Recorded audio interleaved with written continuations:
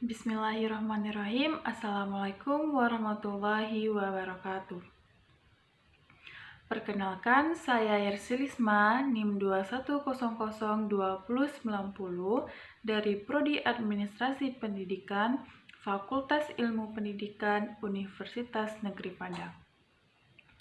Video kali ini saya buat untuk memenuhi tugas mata kuliah Manajemen Humas dengan Bapak Hanif Al-Qadri dengan Ibu Lutfiani MPD. Pada kesempatan kali ini, saya akan membahas mengenai Public Internal Employee and Stockholder Relation. Baiklah, saya akan menjelaskan terlebih dahulu apa itu public internal. Siapa mereka, seberapa pentingkah public internal dalam sebuah organisasi, seberapa besar arus yang diciptakan oleh public internal ini dalam sebuah menjalin hubungan dengan pihak luar ataupun dengan lembaga-lembaga yang lain. Public internal ini bisa dikatakan merupakan sebuah kekuatan yang harus ada dalam sebuah organisasi tersebut. Karena dalam sebuah organisasi bukan hanya pihak internal atau bukan hanya pihak eksternal yang sangat berpengaruh dalam sebuah organisasi, tetapi juga public internal inilah yang menciptakan segala hubungan, kerjasama, persahabatan, pertemanan dalam sebuah organisasi tersebut, sehingga dalam sebuah organisasi tersebut akan terciptanya sebuah kinerja atau produktivitas yang sangat matang tentunya. Nah, orang-orang yang berada dalam sebuah organisasi atau sebagai public internal dalam sebuah organisasi tersebut merupakan kekuatan pertama yang harus dimiliki oleh sebuah organisasi maupun sebuah perusahaan tersebut.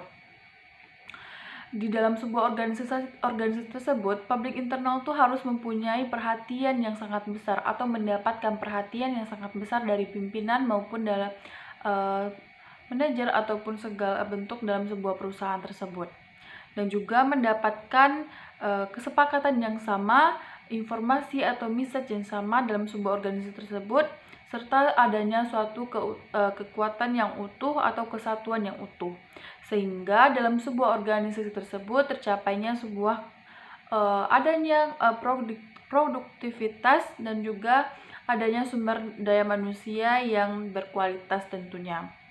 Maksudnya berkualitas itu adanya manusia-manusia yang mampu untuk bekerja atau bisa mengeluarkan potensi-potensi yang ada di dalam dirinya, sehingga tujuan-tujuan ataupun sebuah bentuk target-target oleh sebuah organisasi tersebut tercapai dengan baik secara efektif dan efisien. Nah, selanjutnya public internal dalam kaitannya menjaga hubungan dengan mereka internal public atau menjaga hubungan dengan karyawan maupun pemberi saham merupakan sebuah kinerja atau kegiatan dari public relation itu sendiri. Kinerja public relation ini bisa membina hubungan dengan publik ataupun dengan orang-orang internal dalam sebuah organisasi maupun perusahaan tersebut. Nah, dalam menjalin hubungan public internal ini ada beberapa pihak-pihak dalam sebuah organisasi tersebut. Yang pertama yaitu karyawan. Menjalin hubungan dengan karyawan ini sangatlah baik agar sebuah kinerja, sebuah usaha-usaha ataupun kesepakatan kerjasama akan terjalin dengan baik. Tanpa karyawan, sebuah organisasi tersebut juga tidak akan berjalan, tidak hanya bisa diandalkan oleh para pemimpin ataupun manajer dari sebuah perusahaan tersebut. Akan tetapi karyawanlah yang bekerja, mereka yang akan meningkatkan aktivitas, mereka yang menentukan produktivitas dan sebagainya. Nah, yang kedua yaitu pemegang saham. Nah, pemegang saham ini kita juga tidak bisa berjalan jika tidak ada mereka yang memberi saham ataupun memberi dana investasi. Mereka juga memberikan dana cadangan kepada perusahaan ataupun yang lainnya.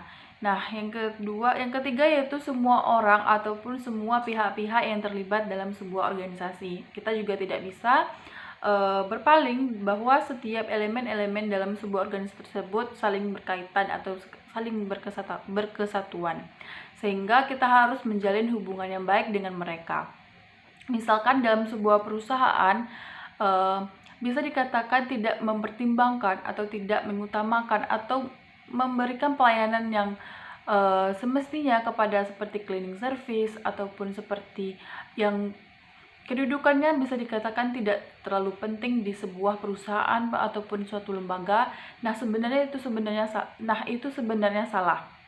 Karena pada setiap elemen-elemen yang ada di sebuah organisasi tersebut memiliki peran dan fungsinya masing-masing, sehingga terciptalah satu kesatuan yang mampu nanti menuju ke arah ataupun membuat sebuah produk yang baik di sebuah organisasi maupun lembaga tersebut. Dan juga apabila kita menjalin atau adanya public internal dalam sebuah organisasi tersebut akan menciptakan adanya rasa kesamaan, adanya rasa memiliki, adanya rasa kekeluargaan, rasa seperjuangan, rasa kesakitan, sama-sama sakit.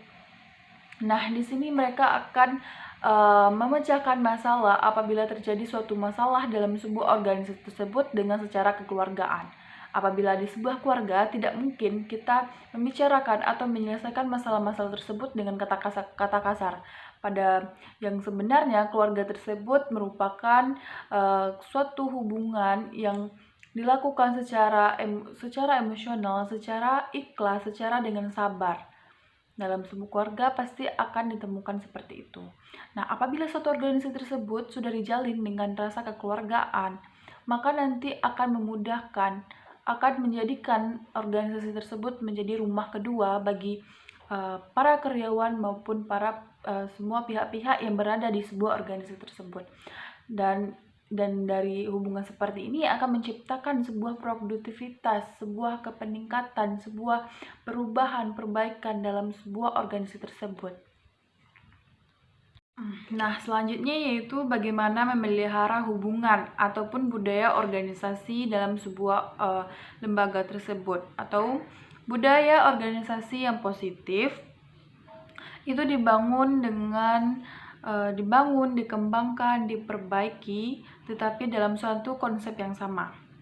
Maka perlu adanya kesetaraan proses komunikasi sehingga semua yang ada di sebuah organisasi itu memiliki informasi yang sama, sehingga dalam perilaku ataupun dalam tindakan pada semua orang-orang ataupun pihak-pihak pekerja dalam sebuah organisasi tersebut melaksanakan ketentuan-ketentuan sesuai dengan norma-norma yang telah ditetapkan dalam sebuah organisasi tersebut. Nah, sebenarnya dalam sebuah organisasi tersebut perlu adanya sebuah public internal ini, yaitu menyetarakan atau mencocokkan semua informasi-informasi yang berada dalam sebuah organisasi tersebut agar dalam penyampaiannya kepada pihak luar tidak berbeda, yaitu memiliki satu konsep yang sama. Sehingga dibenahilah di dalam sebuah public internal ini terlebih dahulu, baru nanti akan disebarkan ke pihak luar. Nah, selanjutnya yaitu inti pembahasan kita pada hari ini yaitu menjalin hubungan dengan para karyawan dan juga menjalin hubungan dengan pemberi saham. Nah, yang pertama yaitu menjalin hubungan dengan karyawan. Dalam menjalin hubungan dalam sebuah organisasi maupun sebuah lembaga tersebut, maka memerlukan komunikasi dua arah. Maksudnya yaitu adanya komunikasi antara para pemimpin atau para kebijakan dengan para karyawan maupun pekerja dalam sebuah organisasi tersebut. Nah, di sini kita tidak bisa hanya satu komunikasi saja, yaitu seperti perintah. Seperti para pemberi kebijakan memberikan perintah kepada para karyawan tanpa mempertimbangkan ataupun tidak sesuai dengan SOP ataupun ketentuan-ketentuan kinerja yang telah disepakati sebelumnya. Kita tidak bisa hanya menerima perintah ataupun para pemimpin tidak bisa memberi perintah kepada karyawan semena-mena. Nah, di sini apabila hal tersebut terjadi, maka tidak akan ada produktivitas ataupun hal-hal yang positif di dalam tersebut. Kenapa saya bilang demikian? Karena nanti para karyawan tidak bisa mengeluarkan ataupun memberikan pendapat mengenai kebijakan-kebijakan yang dikeluarkan oleh para pemimpin. Mereka tidak bisa memberikan komplain ataupun merasa ketidaksenangan ataupun tidak sesuai dengan SOP pekerjaan yang mereka lakukan. Nah, di sini perlu adanya hubungan saling memahami, saling mengerti antara para pemberi kebijakan dan juga para karyawan. Nah, peran publik internal dalam hal ini yaitu mereka menjembatani hubungan antara karyawan dengan para pemberi kebijakan. Seperti yang kita ketahui terlebih dahulu, terjadinya revolusi industri karena adanya benteng yang sangat besar dan juga sangat tebal antara karyawan dengan para pemberi kebijakan, sehingga informasi yang berada di karyawan atau mereka yang membuat ataupun mengerjakan, mereka inti dari sebuah produktivitas tersebut tidak dapat berkomunikasi dengan para pemberi kebijakan. Nah, ini tidak akan membuat suatu hubungan yang baik, ataupun mereka pemberi kebijakan tidak akan mengetahui seberapa produktivitas mereka dalam bekerja, seberapa kejujuran mereka dalam bekerja ataupun dalam meningkatkan produktivitas barang ataupun jasa yang mereka keluarkan nantinya. Nah, di sini publik internal akan menjembatani atau memelihara atau menjadi media antara mereka. Nanti para pemimpin akan mengetahui apa-apa saja yang telah dilakukan oleh para karyawan, dan karyawan mengetahui apa-apa saja yang harusnya terjadi, yang akan terjadi dan apa yang belum terjadi. Nah, mereka akan selalu berhubungan sehingga menciptakan sebuah unit kerjasama yang sangat baik dalam sebuah organisasi tersebut. Nah, yang kedua yaitu hubungan dengan stockholder relation atau hubungan dengan pemberi saham. Nah, dalam sebuah organisasi tersebut juga memerlukan bantuan-bantuan dana ataupun investasi atau sebagai dana cadangan oleh sebuah organisasi tersebut, yaitu orang-orang dari pihak luar yang ikut berinvestasi atau memberikan saham dana finansial terhadap sebuah organisasi maupun sebuah lembaga tersebut. Nah, dalam ini juga bisa dia berbentuk analisis jaminan, petugas pengawas, petugas banking, ataupun dengan sebagai penasehat keuangan dan sebagainya. Mereka tidak akan selalu bertemu, mereka akan bertemu sekali ataupun beberapa dekade untuk membahas atau memberikan saran-saran ataupun adanya komplain-komplain ataupun adanya sebuah hal-hal yang perlu dibahas dalam pertemuan tersebut. Nah, dalam hubungan publik internal dengan para pemberi saham atau stakeholder relation ini, mereka itu berbentuk laporan. Laporan ini bisa berbentuk laporan tahunan, laporan bulanan, laporan sekali beberapa bulan atau sebagai macamnya.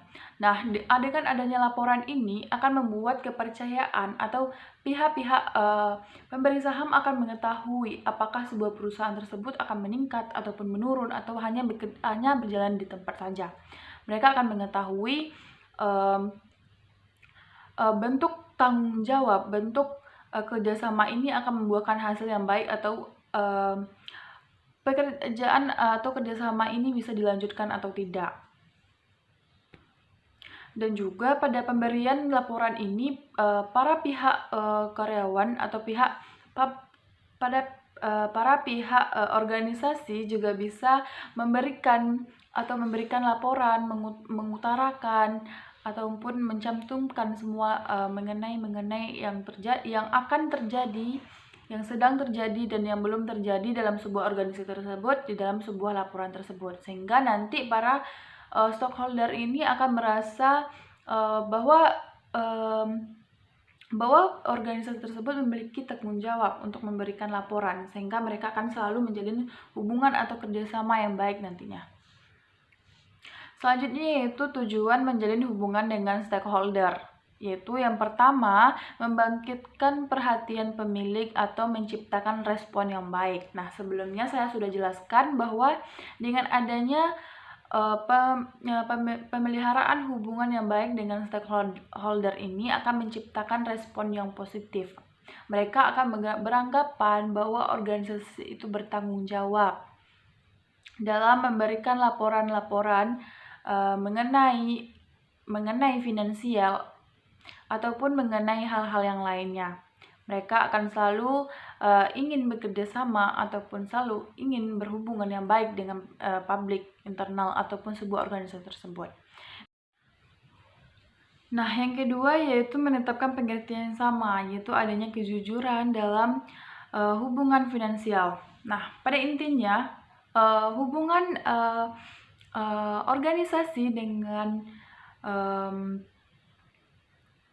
stakeholder adalah hubungan finansial, yaitu adanya kejujuran dalam penghitungan keuangan maupun penghitungan yang lainnya. Nah, di sini para public internal ini harus menciptakan hubungan yang baik antara mereka berdua sehingga kerjasama mengenai finansial ini akan bekerja dengan baik. Apabila suatu organisasi tersebut diketahui adanya memberikan kebohongan atau memberikan laporan yang tidak sesuai dengan semestinya, maka ini akan menciptakan sebuah kekecewaan atau ketidakpercayaan terhadap organisasi. Sebagaimana kita ketahui bahwa organisasilah yang sangat membutuhkan stakeholder ini. Kalau stakeholder sendiri sudah pasti mereka banyak dibutuhkan oleh lembaga-lembaga tersebut. Nah, dalam menciptakan ini, maka yang paling menguntungkan adalah dengan memberikan kejujuran. Kejujuran sangat penting oleh stakeholder dalam hubungan kerjasama ini. Nah, yang ketiga yaitu membujuk para pemberi saham. Membujuk itu seperti selalu meminta stakeholder untuk selalu bekerja sama dengan organisasi ataupun lembaga tersebut. Membujuk-bujuk mereka agar selalu damai dan juga selalu baik-baik saja sehingga mereka mau untuk bekerja sama untuk selanjutnya dan terus menerus. Nah, yang keempat yaitu mempromosikan saham sebagai investasi yang akan berhasil di kemudian hari, yaitu pihak internal selalu memfokuskan untuk mempromosikan atau untuk menyebarluaskan mengenai investasi yang berada di sebuah organisasi tersebut. Nah, sebuah organisasi ini bisa dianggap sebagai investasi yang sangat berpeluang atau sangat ada jaminannya untuk kedepannya seperti itu. Nah, selanjutnya yaitu pengurangan kritik dan sebagainya. Selanjutnya mencoba menjawab sebuah kritikan yang diberi oleh pemberi saham. Nah, apabila dalam sebuah organisasi tersebut akan terjadi adanya nanti dinamakan dengan pertemuan, meeting atau sebuah bentuk pertemuan yang nantinya sesuai dengan perusahaan tersebut. Mereka akan memberikan saran-saran ataupun kritikan-kritikan mengenai suatu lembaga atau perusahaan tersebut. Nah, di sini pihak internal ataupun pihak organisasi harus menerima saran-saran mereka tersebut. Nah, selanjutnya yaitu tingkat keefektifan humas atau tingkat efektifnya kinerja sebuah humas ataupun publik internal dalam sebuah organisasi. Bisa diketahui dengan keterampilan pemimpin dalam menjalin hubungan komunikasi dengan segala aspek di sebuah organisasi ataupun internal. Apabila sebuah pemimpin ataupun adanya pemimpin yang tidak mampu dalam berkomunikasi yang baik dengan publik internal, komunikasi baik dengan pihak-pihak eksternal, maka di sini tingkat keefektifan humas tersebut tidak akan baik. Para pemimpin juga harus menjalin hubungan yang baik dengan publik internal sehingga nanti dalam sebuah organisasi tersebut tidaklah humas yang menentukan kebijakan-kebijakan, humas hanya sebagai media. Nah, disinilah pemimpin harus memiliki peran yang sangat besar, yaitu mampu berkomunikasi. Nah, media-media yang digunakan dalam komunikasi ini bisa juga sebagai yang pertama itu jurnal ataupun majalah elektronik yang bisa digunakan dan juga bisa komunikasi tertulis. Dia juga bisa berupa papan pengumuman. Nah, papan pengumuman ini tidak boleh kosong apabila terjadinya suatu perubahan informasi, perubahan mengenai ketentuan-ketentuan, maka harus ditempelkan di pengumuman informasi tersebut. Nah, nanti akan para karyawan ataupun pihak-pihak dalam sebuah organisasi tersebut akan cepat mengetahui mengenai perubahan-perubahan tersebut. Nah, juga bisa berupa siaran umum seperti rapat ataupun live. Maka di sini banyak sekali media-media yang digunakan dalam public internal ini. Nah, selanjutnya yaitu kegunaan humas. Kegunaan humas yaitu untuk membuat penjelasan perusahaan yang menampung keluhan. Nah, sebuah organisasi tersebut tidak akan dapat berjalan dengan baik apabila mereka tidak menerima keluhan-keluhan ataupun pendapat-pendapat dan juga saran-saran dari pihak luar. Nah, keluhan-keluhan ini akan membuat pedoman ataupun bisa memberikan pengaruh yang positif terhadap sebuah perusahaan sehingga perusahaan dapat memperbaiki hal-hal yang belum dapat tercapai ataupun hal-hal yang sudah tercapai tetapi tidak memenuhi standar. Nah, disinilah perlunya adanya hubungan masyarakat ini. Nanti organisasi akan mengetahui bagaimana sih masyarakat ataupun bagaimana pandangan masyarakat mengenai suatu kebijakan atau sebuah produk yang dihasilkan oleh sebuah lembaga tersebut. Keluhan-keluhan ini akan dibawa ataupun disampaikan kepada pihak-pihak di dalam sebuah organisasi seperti juga pemimpin. Nah, nanti akan dibicarakan sebagaimana langkah ke depannya, apa yang harus dikurangi, apa yang harus ditambah. Nah, disinilah kegunaan humas. Nah, dapat saya simpulkan bahwa dalam sebuah organisasi tersebut harus menjalin hubungan internal. Sebelum menjaga hubungan dengan pihak internal, maka sebaiknya kita untuk memperbaiki menjalin hubungan dengan internal yang sangat baik. Kenapa? Karena pihak-pihak internal inilah yang akan bekerja, mereka lah yang sebagai agen-agen yang membentuk sebuah produktivitas tersebut. Nah, di sini kita juga tidak bisa mengandalkan atau menjalin hubungan berdasarkan tingkat kepentingan atau kedudukan di sebuah organisasi tersebut. Nah, dalam hubungan bersama karyawan ini harus mengandalkan komunikasi dua arah, tidak bisa juga hanya satu arah, yaitu seperti perintah. Nah, menjalin hubungan dengan pihak stakeholder ini harus membutuhkan sebuah kejujuran, yaitu kejujuran yang pada saat memberikan laporan ataupun kejujuran yang lainnya. Nah, beberapa bentuk hubungan ini yaitu yang pertama tadi saya bilang dengan membentuk laporan kalau bersama dengan stakeholder. Nah, tujuan menjalin hubungan ini ada beberapa macam tadi, yaitu untuk membangkitkan perhatian pemilik atau memberikan respon yang baik dan lain-lainnya. Nah, mungkin sekian penjelasan ataupun pada video kali ini saya akhiri. Apabila adanya kesalahan mohon dimaafkan. Wassalamualaikum warahmatullahi wabarakatuh.